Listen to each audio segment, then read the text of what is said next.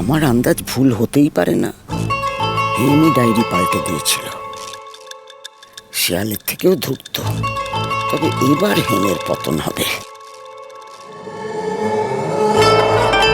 কি হলো ঠাম্মি, তোমার মুখটা ওরকম লাগছে কেন? এই গলাটা তোমার, তুমি ডায়েরি বদলে দিয়েছো কেন ঠাম্মি? ডায়েরিতে কি এমন ছিল যা তোমায় বদল করতে হলো?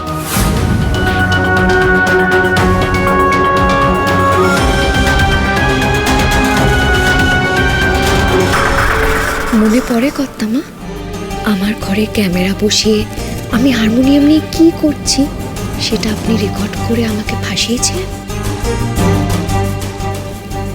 এবারে আপনার পালা। খেলা তো একেবারে জমে উঠেছে। হেমাঙ্গিনী চৌধুরী,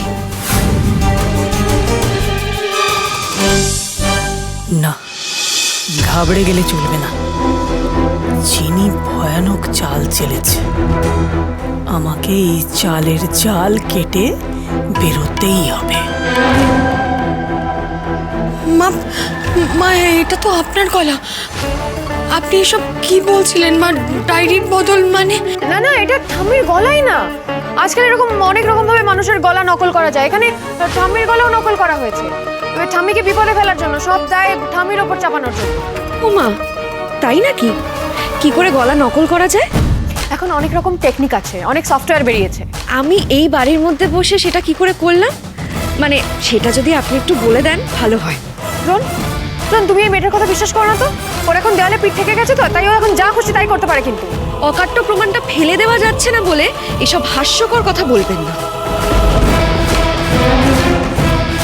কপালা ঠিকই তো বলেছে, এটা মোটেই মায়ের গলা না। চিনি এমন কিছু একটা করেছে যাতে আমরা সবাই মাকে সন্দেহ করি। আর মা কেন ডায়েরি বদলাতে যাবে? আমার মায়ের বয়ে গেছে ওসব ফালতু কাজ করতে। কি কর্তামা, সবাই কি বলছে? এটা আপনার গলা নয়? আমার করা কারিকুরি ওটা? বলুন না, আপনি নিজেই বলুন। ওটা যদি আপনার গলা না হয় তাহলে সেটাই বলুন। আচ্ছা, আপনি আপনার ছেলেমেয়ের নামে দিব্যি করে বলুন।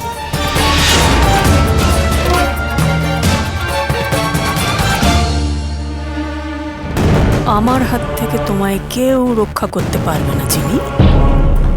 তোমার কপালেও তোমার মায়ের মতো পরিণাম নাচছে। আমার মা যে সুবিধের না, সে আমার থেকে ভালো আর কে জানে। হে ভগবান, আমার মাথা ছুঁয়ে যদি মিথ্যে বলে, খামুক আমার প্রাণ।